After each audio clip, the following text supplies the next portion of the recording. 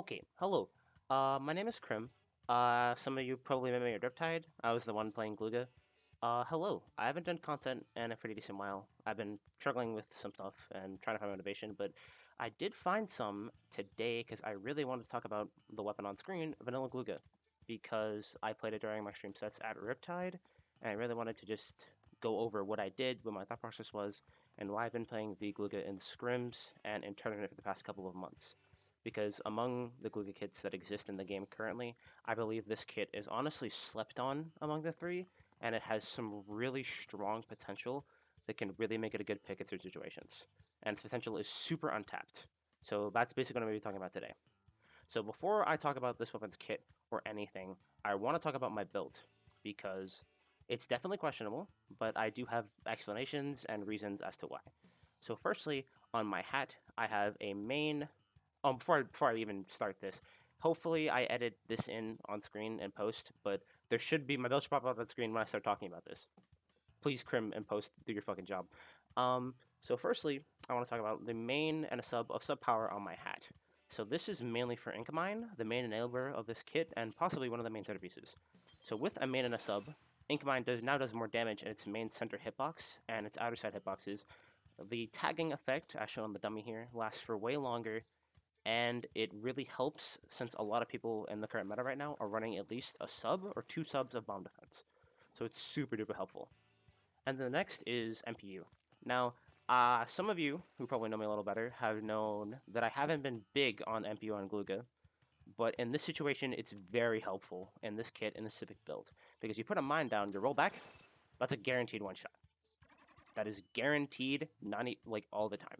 Especially with people running around with at least a sub or two of bomb defense, having a little more damage on the main weapon and the mine means that this damage combo becomes way more consistent, which is super important for VGlooga. As again, mine chip damage is one of the centerpieces of this weapon's playstyle. So it is simply huge. And then next, I have classic stealth jump because want to be able to jump in, be aggressive, stay forward, and two sets of ink res. Ink res is, again, a very crucial ability. Recently, I've been running two subs as the standard for all my Gloogas because two subs is just so good. Really helps just to mitigate chip damage from stepping in enemy ink and makes the game overall feel a little better when you have to push up and step into enemy territory. And then we got a sub of QSJ, sub of Special Saber, Bound Defense, and two subs of Swim for mobility. And that's the build.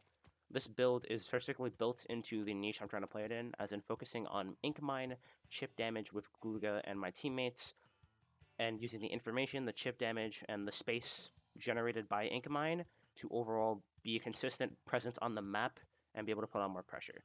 That is really just the goal of this build, and it's why this build is so tailored specifically to do that. So the next point I'm going to talk about is Inkmine and why it is so good. Inkmine is so strong. So first, I briefly mentioned earlier in the build intro how subpower impacts it. I'm not going to go over it here.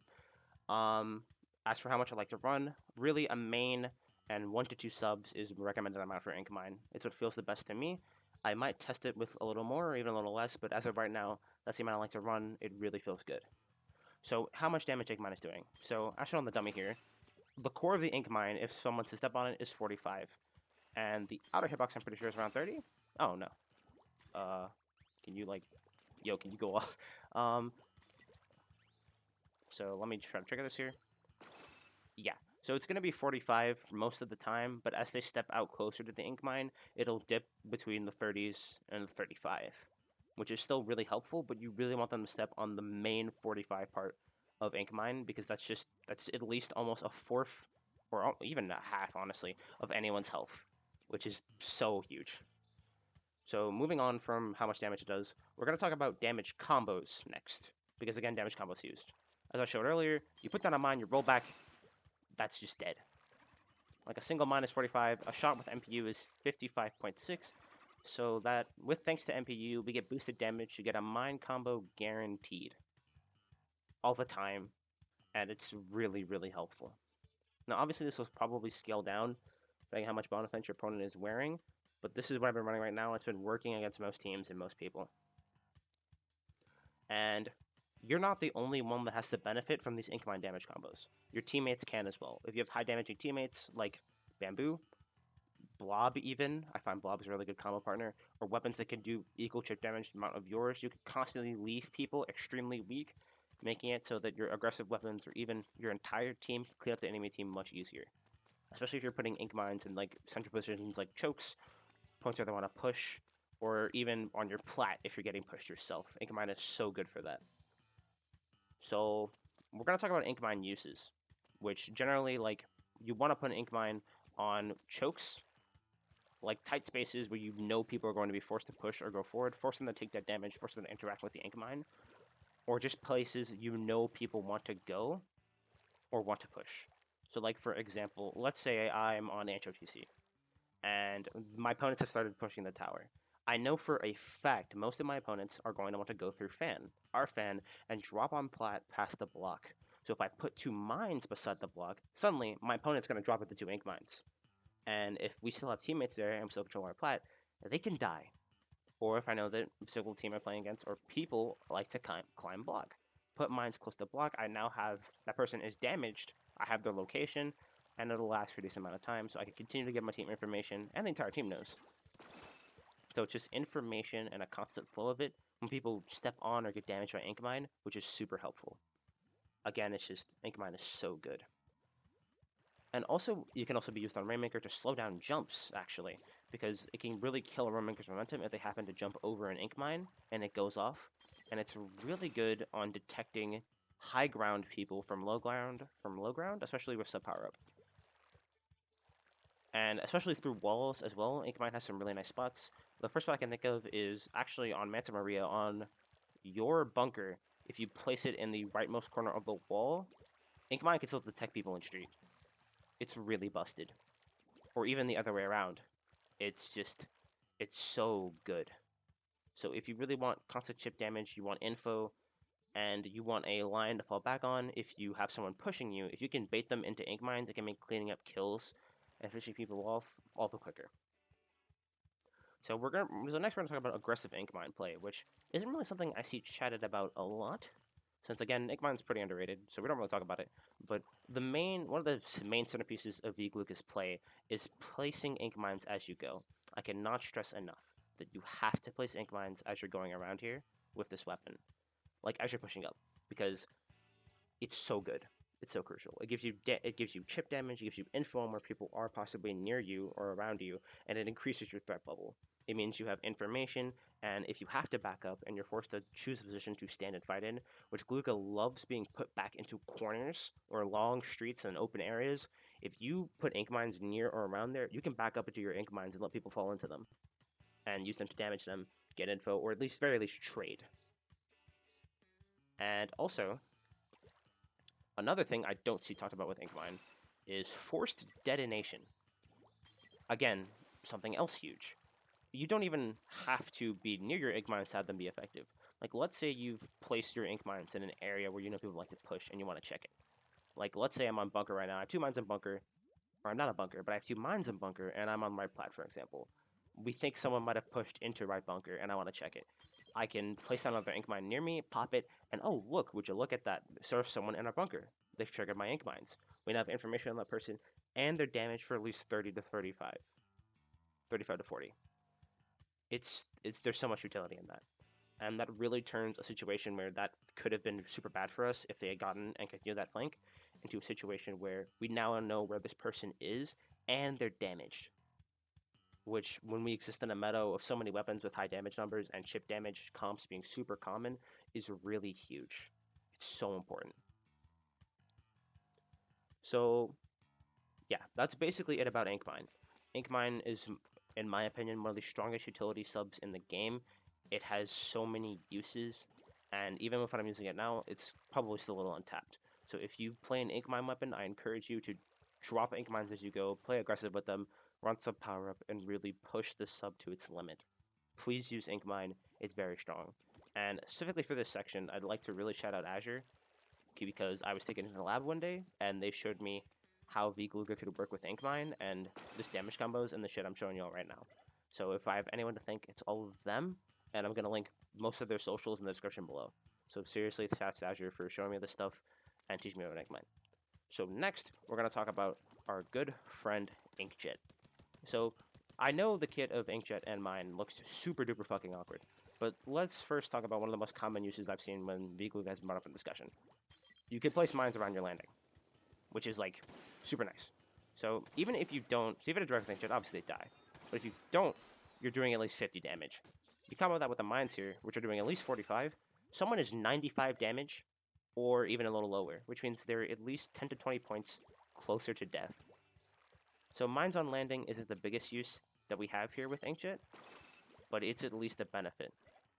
But if you do want to place mines near or around your landing to chip off armor, if people are armored under you, or just armored around you and they step on your ink mine, that armor's popping off and you can probably get a pick. Also another thing, ink mine chips armor extremely well and it's pretty much like guaranteed to pop it, so like it's super good against armor. Like ink mine will chip off people's armor and they're forced to respect it. But moving on from that, Inkjet really combos well into this kit because you can set up mines in an area and then Inkjet that area if you're forced to hold it. Because again, we're talking about VGlooga likes to keep a consistent threat bubble.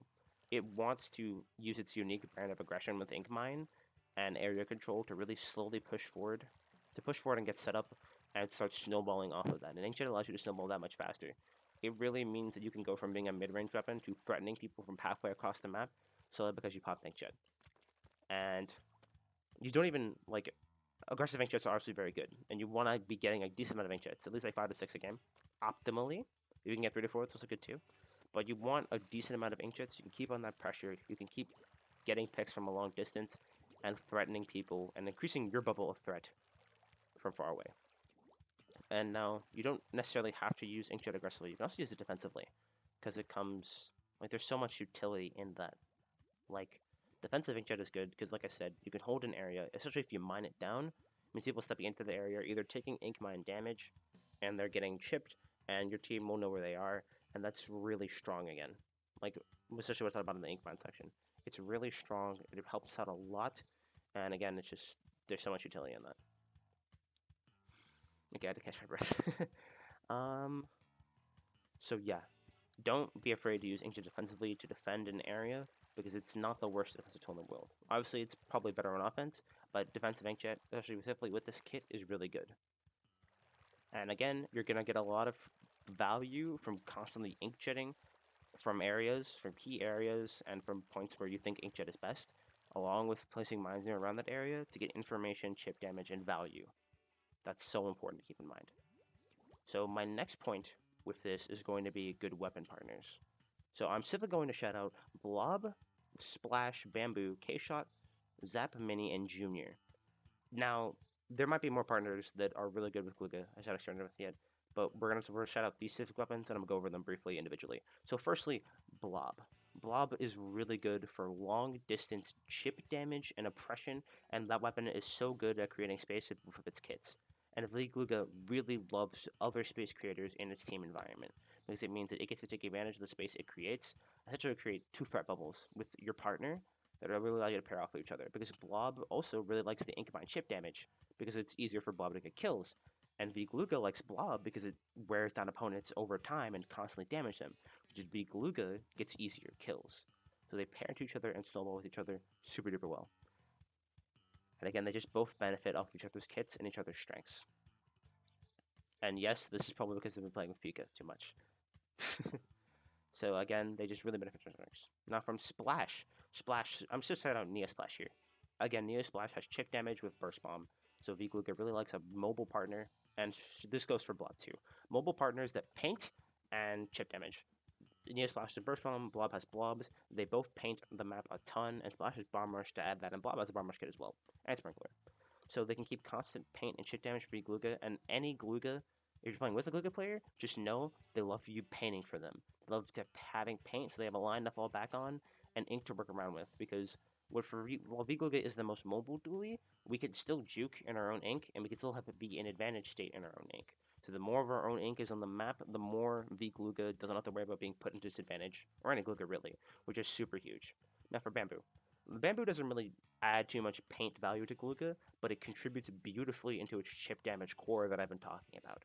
Where VGlooga, again, is putting down mines everywhere, mining areas, chip damaging people, giving information, which means Bamboo now has a more comprehensive view of the map and any given game state at any time, meaning it knows where people are, and they're going to be damaged. And we already all know how bamboo strong is if you step in enemy ink.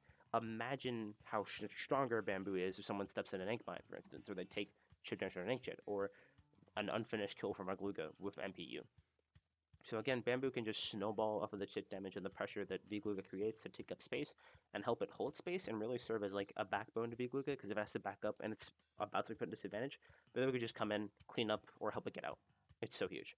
K-Shot, again, can help paint somewhat, and missiles are also really good for, again, forcing people out of areas, which means if you're playing this right and you're forcing people to play your game, you could force them into ink mines and inkjet pressure. Zap is really just, I'm putting it here because it is a painter. Painter, armor, suction bomb is great. Suction bomb is great for flushing people out. Again, if you have a really good zap, you can pair with them and flush people out of areas and even bait them into ink mines of zap. Really strong pair. Now, Mini. Mini is going more the Neosplash and Blob route. It's a strong mobile painter with chip damage, and it loves having kills that are easier to finish. So you pair with a higher damage weapon like Glooga, which running MPU, I have more damage now. My ink mines do 45, and if I indirect with Inkjet, I do 50. And if I don't indirect you, you die. It's so huge to just have, for Mini to have a consistent damaging partner, and Mini also just likes information because that means it can choose when to missile and read game state a little better. And when to missile, what positions people are in, and it just overall gives Glooga paint and the support. And again, we don't want to be in disadvantage, which is so huge. Like, Glooga does not want to be in disadvantage. So having Mini keeping constant map paint and a line for Glooga to fall back on if it can't take a fight or it needs to back up is so, so huge. And lastly, I'm going to be talking about Junior here. Now, Junior, again, follows something similar. It's a mobile painter. Splat bombs, double bomb is amazing with VGlooga. Again, Junior really is benefiting off of the constant feed of information. It's generating from the chip damage because it makes double bomb kills easier. And VGlooga likes Junior because it can have areas bombed into for it with double bomb, meaning the Glooga can have an easier time approaching and snowballing and getting set up. And if we do get put in disadvantage, we have armor, and we have bombs to force people out of areas and to force them to respect the space the Junior's created, which then the Glooga can take advantage of, move into that space, and create it itself. So next, I'm going to talk about, probably the last thing I'll talk about this video, is modes. So VGlooga is generally super strong on tower control and Rainmaker. I mainly play this weapon in tower control because this weapon can both help my team move forward to take points and give us confirmation on where people want to push. Again, chip damage, and just what I've been saying for most of this video.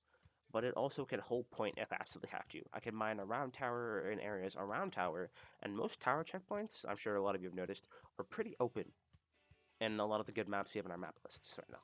They're very open, wide, and even if they're not wide, they're narrow and force one way of approach, which Glooga loves that shit. He eats that shit for breakfast.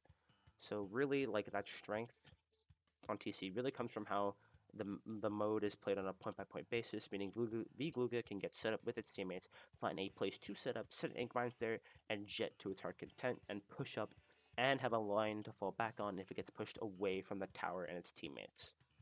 Or if you just all get pushed off a tower and have to back up. Rainmaker is similarly just to kind of what I've been saying for TC.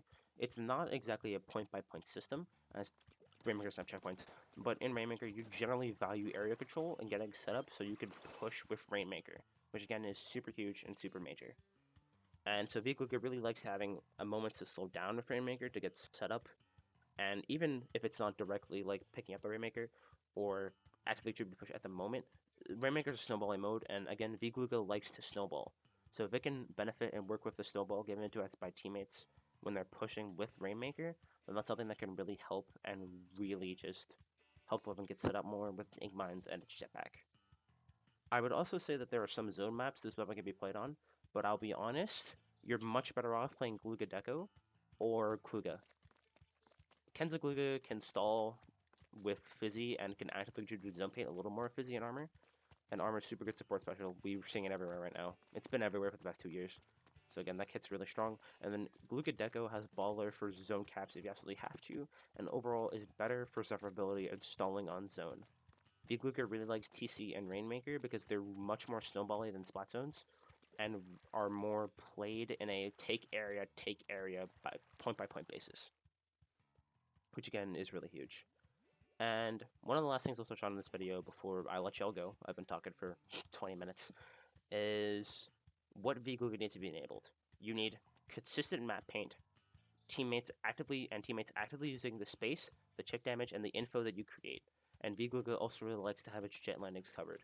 If you can do these three things for a VGlooga player, they essentially have all they need to pop off and move forward in the state of the game, and be a consistent, annoying piece of pressure in the overall game state, which is what this weapon aims to do, contributing to its team and also just being annoying and chip damaging with Inkmine, Jet, and its main weapon. This damage combo is why this weapon is so strong, and just the utility from Inkmine and how it all works together to make VGlooga play a different game for the other three, but it can still stall like Glooga can. And its own brand of stall is very unique, which I might talk about another time.